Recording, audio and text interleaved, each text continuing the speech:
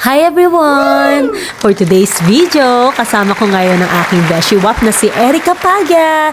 Andito pala kami sa SM San Lazaro Food Court.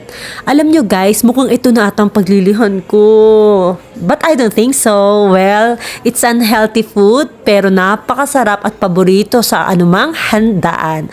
Tara, at nandito kami sa Lija's Lechon since 1965. Ayun guys, first time ko kumain dito sa food court ng Lija's Lechon. Tingnan nyo yung mga lechon nila, oh, diba? Mura pa, guys. Affordable na affordable. At syempre, meron din sila ibang mga putahe. Kaya tara! Guys, nandito kami sa Lija's Lechon. Sa food court lang ng SM San Lazaro. Nag-crave kasi ako ng lechon.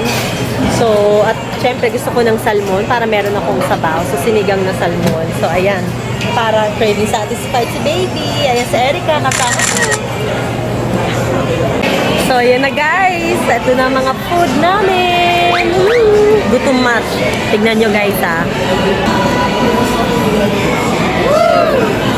Ayan ang Lija's Lechon. Shout out. May kari-kari din kami syempre. Ayan ang bagoong at sinigang na ulo ng salmon guys. Kain! Ayan na guys. Minsan lang ako kumain actually ng lechon kasi alam niyo na mataas ang kolesterol. Pero nag-crave ako. Fresh ang lutong. Sarap.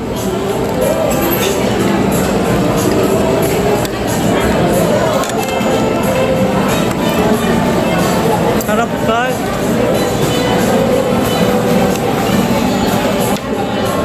Ilang taon bago ako kumain ng lechon talaga. Kasi hindi naman ako mahilig. Ngayon buntis lang ako talaga.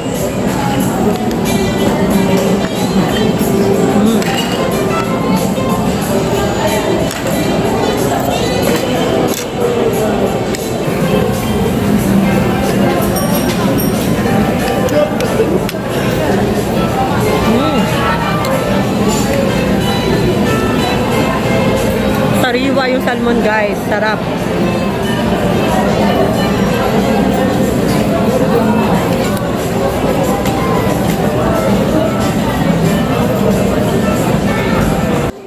Ayan, at sa totoo lang guys, nag-focus pa rin ako sa fish. Favorite ko po kasi talaga ang head ng salmon, sinigang sa miso o sinigang lang.